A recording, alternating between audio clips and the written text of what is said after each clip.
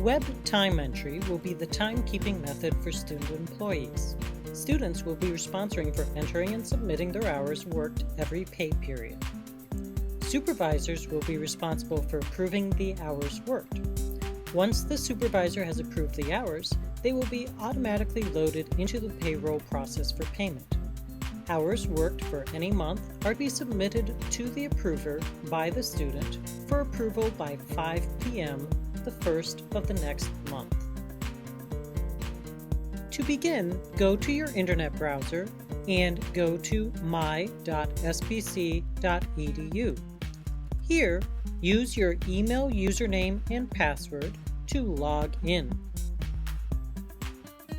Now, click on the Employees tab in the upper right-hand corner. This will take you to the following page.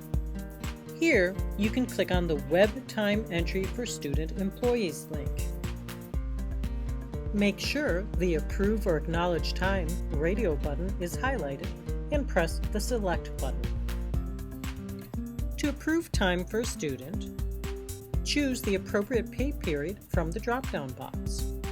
Once the pay period has been selected, indicate the preferred sort order and then click Select. Here, you'll see a summary of all of your student worker positions. They'll be divided into a pending section for students that have submitted time for approval and an in progress section for those who have not yet submitted their time for approval. At this point, if the total hours look correct, you can check mark the box in the Approve or FYI column. Or you can press the Select All Approve or FYI button to check all the boxes in the column.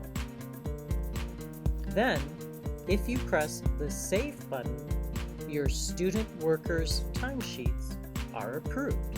Or, if you'd prefer to look at any of your students' hours in detail, you can click on the link for their name. Here, you'll see a list of hours worked for each day in the top timesheet section, as well as a section beneath showing the time in and out for each day. If the information looks correct, you can press the Approve button. If the information is not correct, press the Change Record button. This page only shows 1 week at a time, so if you need to move to a date later in the month, press the Next button.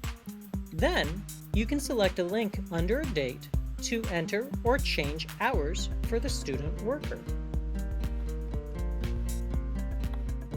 Here, you can modify the time in and time out fields as necessary and press the Save button when finished. Then, click on the previous menu buttons until you return to the main employee timesheet page.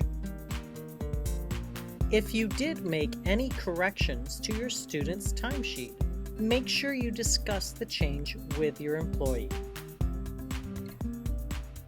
You can now press the Approve button to approve those hours for your student.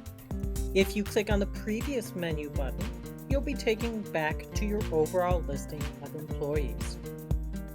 You can either repeat the process or press Save if you are finished.